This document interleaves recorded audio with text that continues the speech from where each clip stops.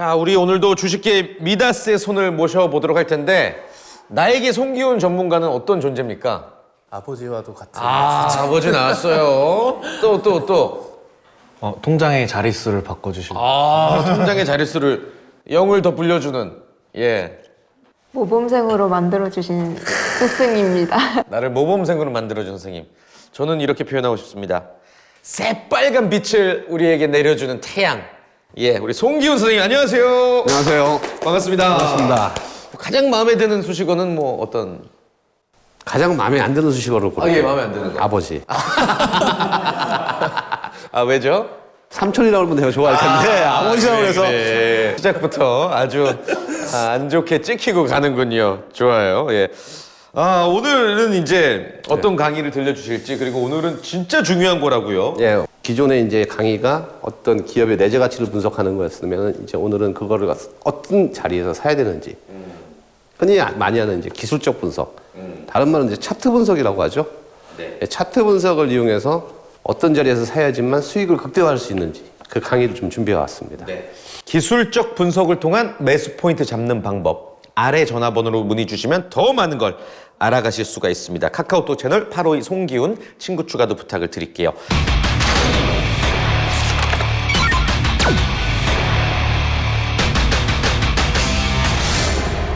자, 일단 기술적 분석, 뭐 굉장히 많은 방법이 있겠지만 기술적 분석은 사람 수만큼 있다고 해요. 전문가 수만큼 있다고 해요.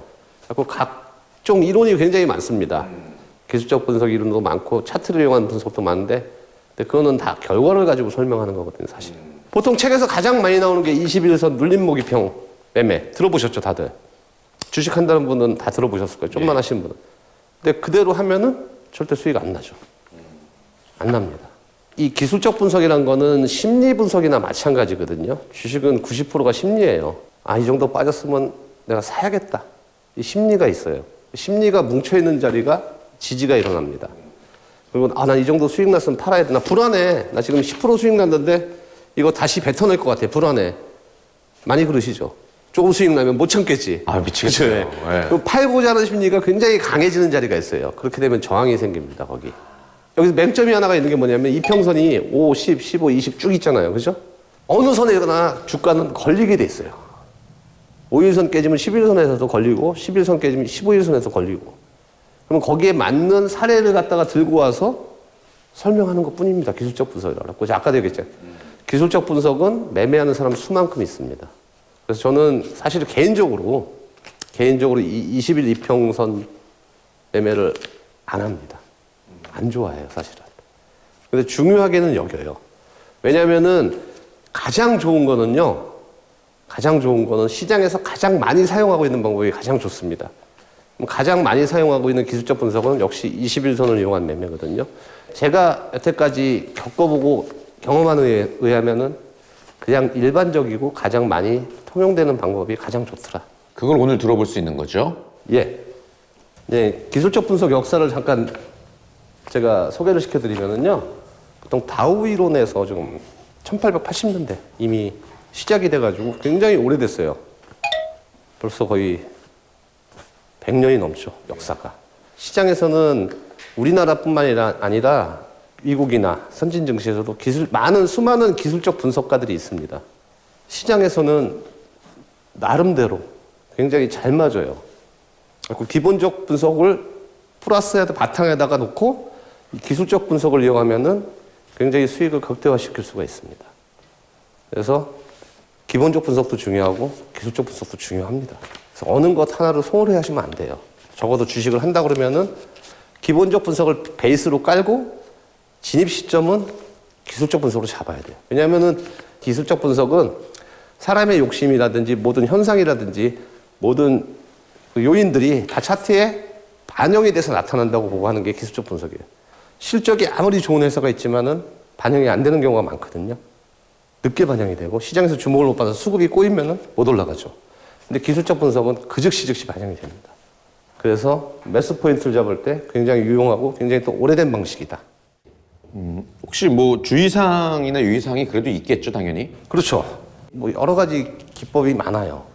근데 그러지 마시고요. 그냥 가장 많이 하는 통상적으로 가장 시장에서 많이 사용하는 방법을 쓰는 게 가장 좋습니다. 왜냐하면 가장 많이 사용한다는 얘기는 그만큼 쓰는 사람이 많다는 얘기잖아요. 가장 많이 사용되는 게 그래도 가장 증명이 됐다는 거니까. 그렇죠. 예. 기술적 분석에 혹시 뭐 단점도 있나요? 단점은 너무 주관적인가요? 반영이 아니에요. 너무 반영이 빨리 되다 보니까 심리적으로 많이 흔들린다는 거예요. 사실 빠질 수가 있습니다. 주식은 그죠? 네. 주식은 세 가지예요. 내가 사서 오르거나, 내가 사서 빠지거나, 내가 사서 횡보하거나 이 세 가지 중에 하나입니다. 근데 샀어 5천 원짜리를 10,000원짜리 주식인데 원래 내재 가치가 5천 원이 된 거, 싸다 샀는데 어느 순간 빠져요. 수급이 나빠서 아니면 돌발 악재가 나오든지 아니면 시장 위험 때문에 빠지든지 빠집니다. 4천 원까지 빠져요. 그러면은 이 분석을 해가지고 기본적 분석을 했잖아요. 그죠? 본질 가치가 10,000원이라는 걸 알고 있어요. 그러면 어떻게 해요? 버틸 수가 있죠. 그리고 아니면 이거 비중을 더 늘려야 되겠어. 싸니까. 박앤세일이야. 늘릴 수가 있어요. 근데 기술적 분석은 그런 걸 갖다가 배제하고 하는 거거든요. 아까 얘기했지만 지지가 받을 것 같아. 그래서 들어갔어. 근데 이게 빠져버리면은 불안해요. 심리가 굉장히 흔들려요. 기술적 분석을만 사용하게 되면은 이 심리적으로 많이 쫓기게 됩니다. 쫓기게 돼서 손실이 점점 커질 수가 있어요. 굉장히 즉각 반영이 되기 때문에 심리적으로 굉장히 많이 불안하다. 이게 좀 가장 큰 단점 보시면 돼요.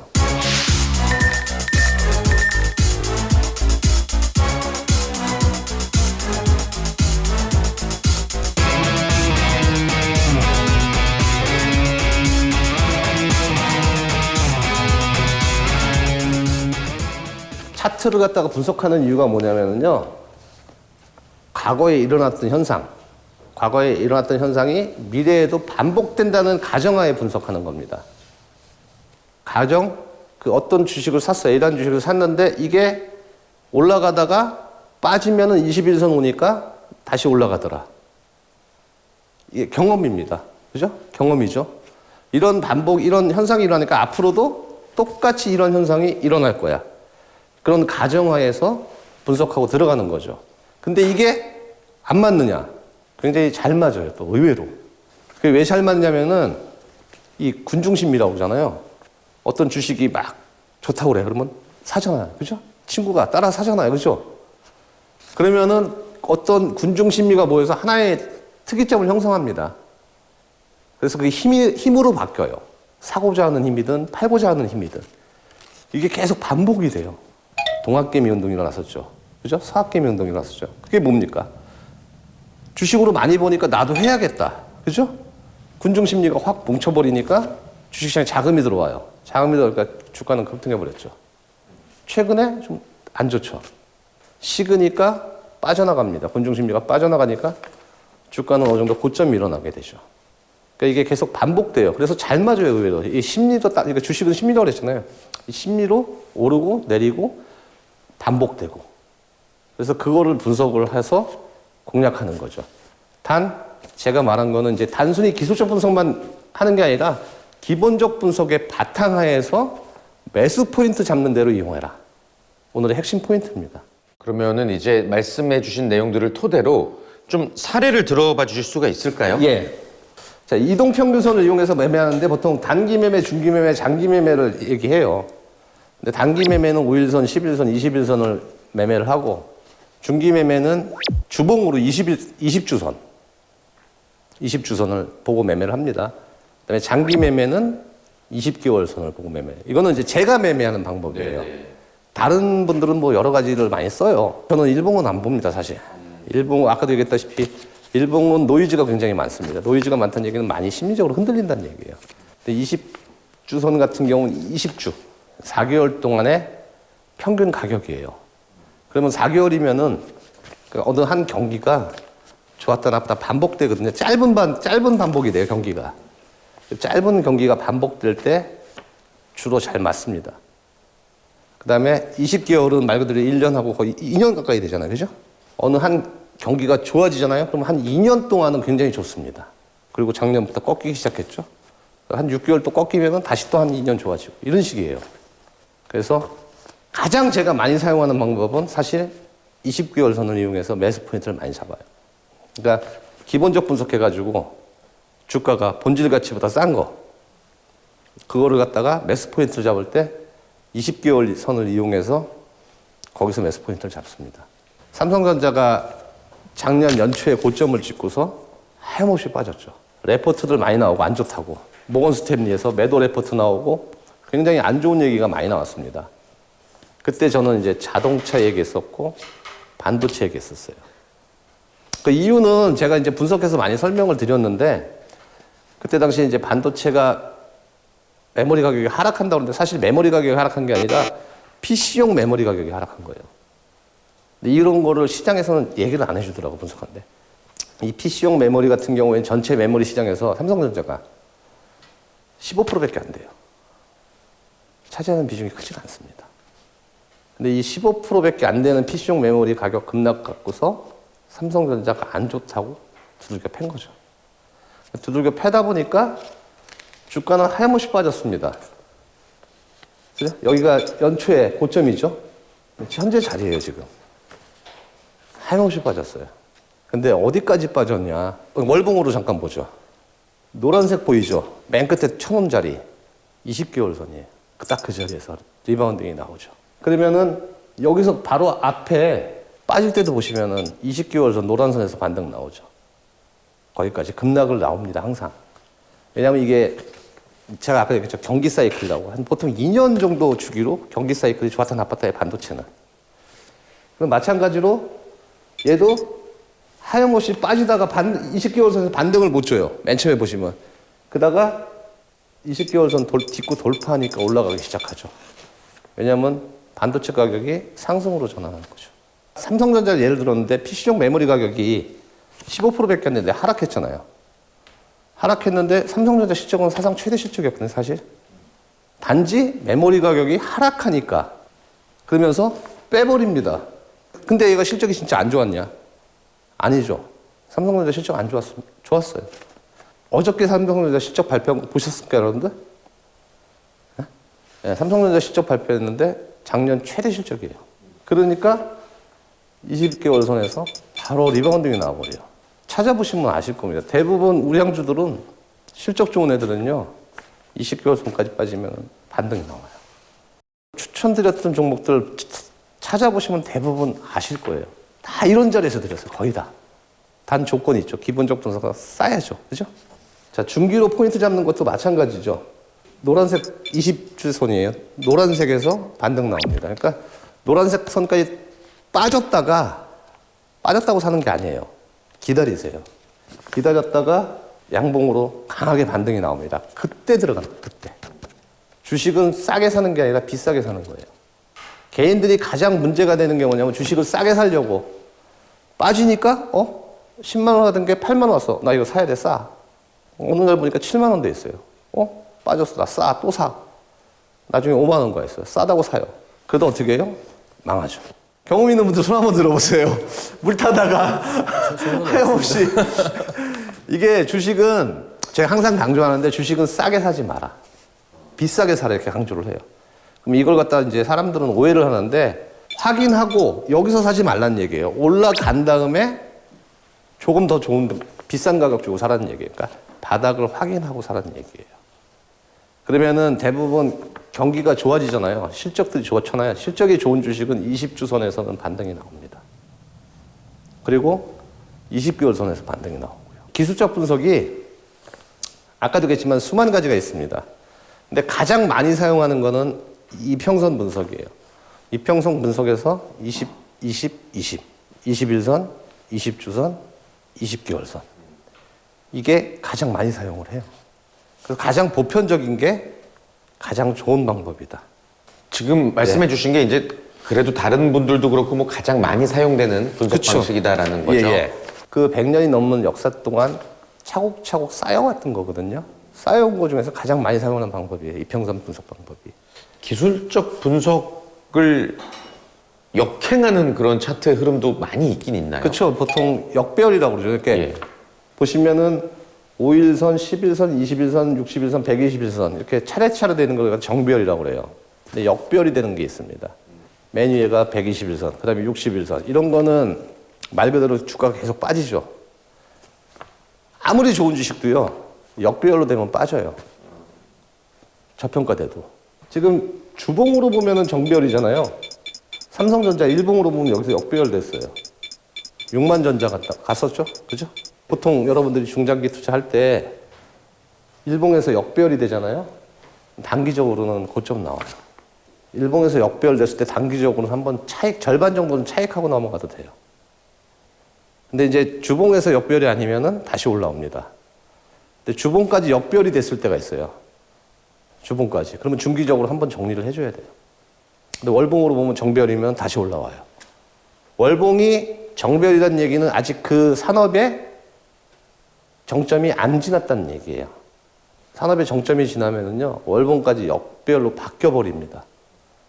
그러면서 그 주식은 최소 몇 년은 고생하게 돼요. 그래서 월봉상 역배열인 주식은 절대 건들면 안 돼요. 왜냐면 굉장히 오랜 시간 고생합니다. 예. 질문 있습니다. 예. 선생님 혹시 선생님이 개발하신 선생님만의 그 기술적 분석법이 있을까요? 저는 아까도 얘기했지만 가장 보편적인 거 써요. 그냥 이거 써요. 20개월 선을 많이 써요. 저는 이제 중장기 투자를 굉장히 강조하잖아요. 그래서 기본적 분석을 해가지고 월봉상 20개월 근처에서 어떤 의미 있는 수급이 들어온다고 그러죠. 기관이라든지 외인이라든지.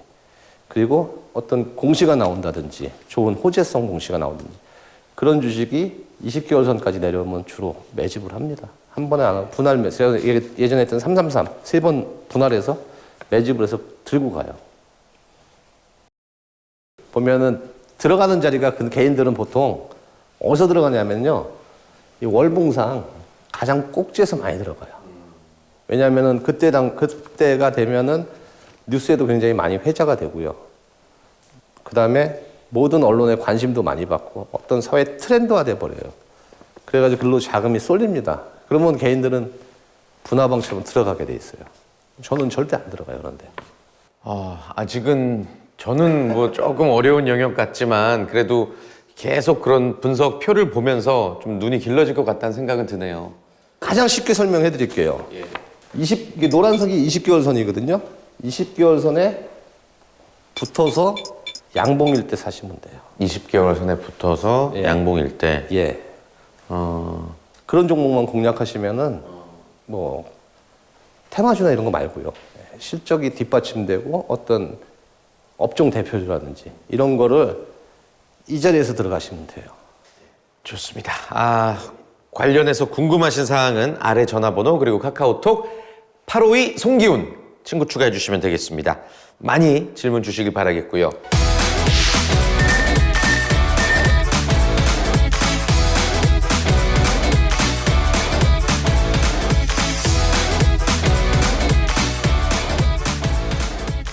와일드카드는 제가 이제 반도체 종목을 좀 들고 나왔어요. 올해 반도체, 작년에 업황 안 좋았잖아요.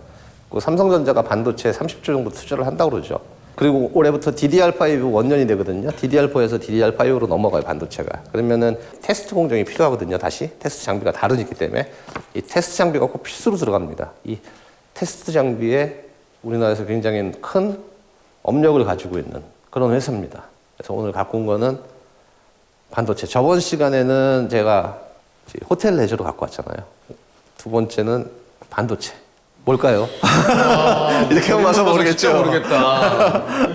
근데 테스트. 테스트형이 아닙니다. 네, 테스트형 아니에요. 테스트. 예. 테스트. 오늘 배운 대로 이제 차트를 한번 볼까요? 빠져가지고 20주선을 막 올라탔죠. 막 올라탔죠, 그죠? 올라탔어요.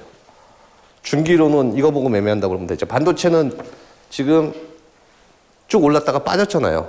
중기적으로는 조정적으로 다시 올라가잖아요, 지금. 그래서 20주선을 올라탔습니다.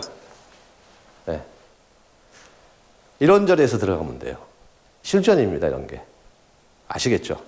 굉장히 좋은 업종이 20주선까지 밀렸다가 20주선 다시 올라탔을 때, 아니면 20개월 선까지 빠졌다가 20개월을 딛고서 다시 올라탔을 때. 오늘 핵심은 꼭 기억하세요. 일봉으로 보고 매매하지 마라. 아시겠죠? 이것만 배우고 가시면 돼요. 일봉은 노이즈가 너무 많습니다. 그리고 가급적이면은 월봉 보고 매매해라.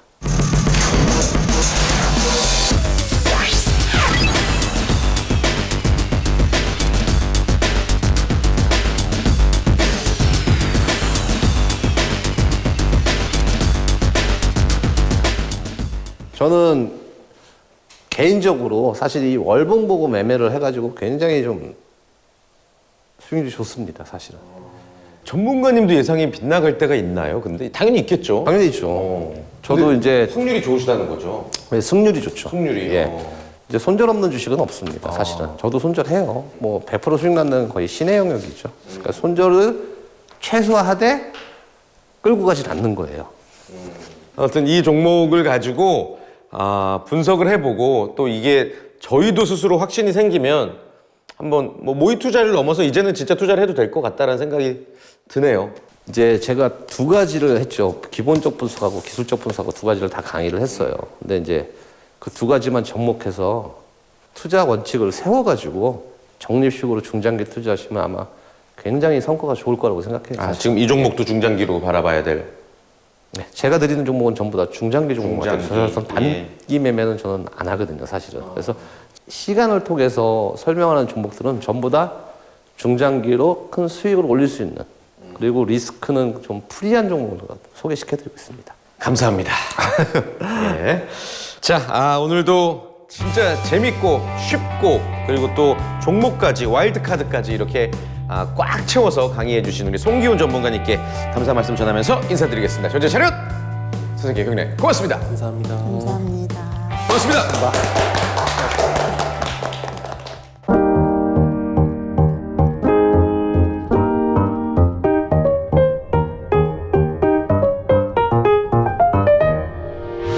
의견 있는 경제 채널 SBS 비즈